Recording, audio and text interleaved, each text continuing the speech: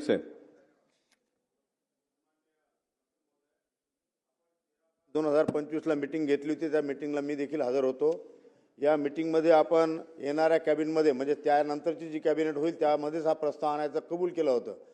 परंतु आज आपण या ठिकाणी वेतन अनुदानावरती यांना अनुदान देण्याचं कबूल केलेलं आहे. आम्ही तुमचे आभार मानतो.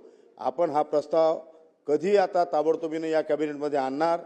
दुसरं त्या मीटिंगमध्ये आपण असं सांगितलं होतं की आश्रमशाळेंना व्हीजेएनटी शाळा संहिता आपण लागू करून देऊ. ती देखील आपण व्हीजेएनटी आश्रमशाळांना जे संहिता लागू आहे ती आपण लागू करून द्यावी.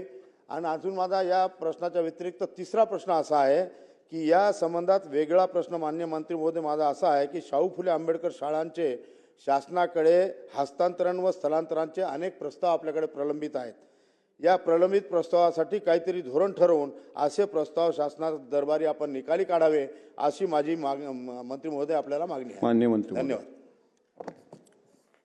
हस्तांतर आणि स्थलांतरा संदर्भामध्ये आमच्याकडे असलेले लिमिट 20 शाळा वगैरे आहेत. एका 18 एका 20 आहेत आणि ॲप्लिकेशन 1700 आलेले आहेत.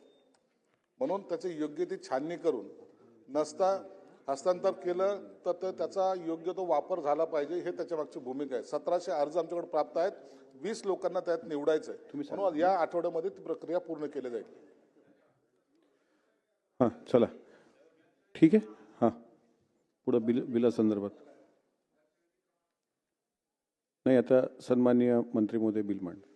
माननीय सभापती महोदय, महाराष्ट्र विधानसभेने संमत केलेले 2005चे विधानसभा विधेयक क्रमांक 94 महाराष्ट्र धारण जमिनीचे तुकडे पाडण्यास प्रतिबंध करण्याबाबत व त्यांचे एकत्रीकरण करण्याबाबत सुधारणा विधेयक 2025 मी आपल्या